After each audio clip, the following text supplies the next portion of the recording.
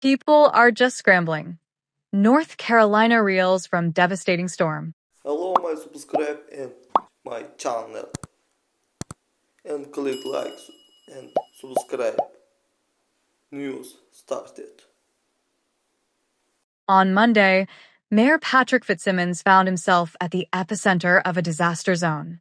His town of Weaverville, North Carolina, had no electricity and no power.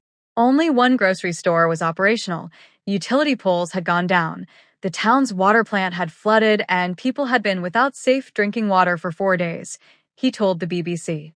In the larger Buncombe County, where Weaverville is located, at least 35 people are dead and 600 are unaccounted for, a local CBS News affiliate reported. Mr. Fitzsimmons said the county set up a website where people can inquire about missing persons. Officials have so far received 11,000 requests. Across the U.S. Southeast, millions of residents were thrown into chaos by Storm Helene. It slammed into Florida as a Category 4 hurricane on Thursday before barreling across the states of Georgia, South Carolina, North Carolina, and Tennessee, leaving flooding, power loss, and death in its wake.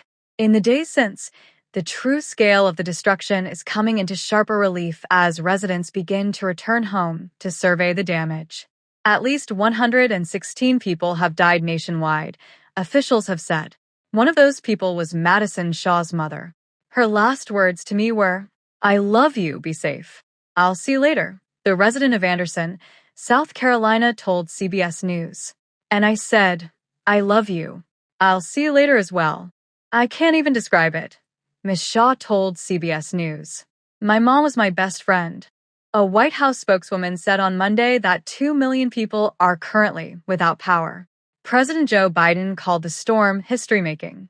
Some of the most dire reports are coming from North Carolina, where the state's Governor Roy Cooper said that communities had been wiped off the map and that dozens of rescue teams had been deployed. Buncombe County and the western corner of North Carolina endured some of the worst of Helene's wrath. The county includes Asheville, a city located in the Blue Ridge Mountains famed for its arts and music scene. Helene inundated the city with floodwaters, drove people from their homes, and left residents scrambling for basic resources. Trucks and trees smashed into buildings while downed power, and telephone lines hung dangerously over the streets. Sorry, we can't display this part of the story on this lightweight mobile page. View the full version of the page to see all the content. Homes have been destroyed, flattened, said 21-year-old Josh Griffith, who lives just outside of Asheville in the town of Leicester. When it hit, we watched semi-trucks and storage crates and dumpsters and propane tanks floating down the river just rushing through parking lots, destroying everything in its path, he told the BBC. The apartment he shares with his fiancée sits high up on a hill and was safe from any serious damage. But on Saturday afternoon, by then without power or food, they decided to make their escape, taking rain-drenched roads out to northeast Georgia. At one point, Mr. Griffith and his partner were forced to drive straight through floodwater, 6 inches deep of running water on top of 6 inches deep of mud. Emergency officials generally caution people against driving into floodwaters of any depth during a storm. It was really scary, he said.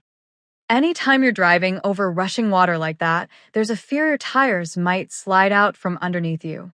They made it out, stopping overnight in Georgia before driving back North Carolina, armed with food, water, and supplies for their neighbors in Buncombe.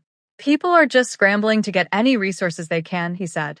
Buncombe County officials opened 4 water distribution sites throughout the county on Monday. Last week, before Helene arrived, 28-year-old Jesse Ross wondered whether the storm would be as destructive as some had forecasted. It turned out to be massive, he said.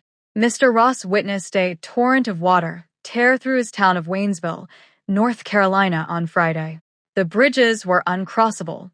He couldn't get in touch with anyone. His family is safe, he told the BBC, but they spent several days under a boil water advisory. As residents begin to pick up the pieces, their futures remain uncertain.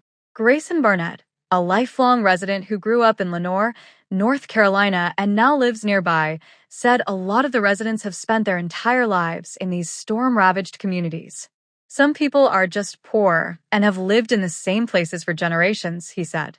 This was just unconscionable for a lot of people.